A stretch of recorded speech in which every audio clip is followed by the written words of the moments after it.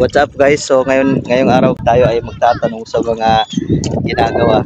Kinukuha namin doon sa doon sa putik na 'yon.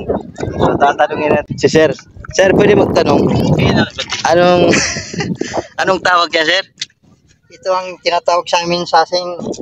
Sasing? Sir. Mga guys. So anong anong katulad niya, halin tulad sa mga lamang dagat? Iwan ko. Wala na ito. Pero mukhang masarap, no? Itsura pa lang, sarap na.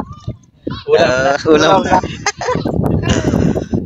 Ito pala ay tinatawag nila sasing at kinuha namin doon sa side may malamot na buhangin. Kaya pala yung binabaliktad guys para mawala yung kinakain niya na buhangin. Syempre iwas sakit sa tiyan, mabuti na yung malinis, 'di ba? At kung may napapansin ka na parang kulay pula na tubig at nilalagay sa baso, yan ay sabi daw nila ay kanyang gatas. Kasi daw andyan daw yung sekreto na sarap at linamnam. O 'di ba? Kaya ikaw wag kang magtaka pag nilagay man sa baso o kinuha man nila ito. Kahit nga ako naninibago din sa pagkakita ko dito. At saka guys, first time ko rin makakain ng mga ganitong bagay. Pero sabi daw nila, ito ay masarap at medyo matamis-tamis. Ayan na pala yung tubig na kulay pula guys na nilagay nila sa baso na nagbibigay ng sarap at linamnam. Ay nako guys, excited na tayo para matikman ang lasa nito. Sintabi po sa mga masilan sa pagkain tulad nito. Pero sa mga kumakain nito, let's go!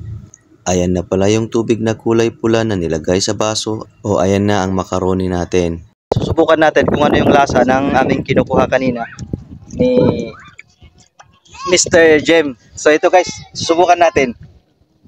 Ayan.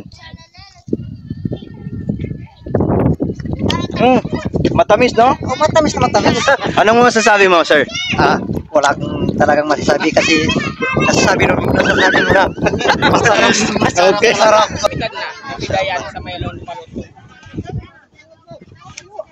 Pansabon nila. Sarap.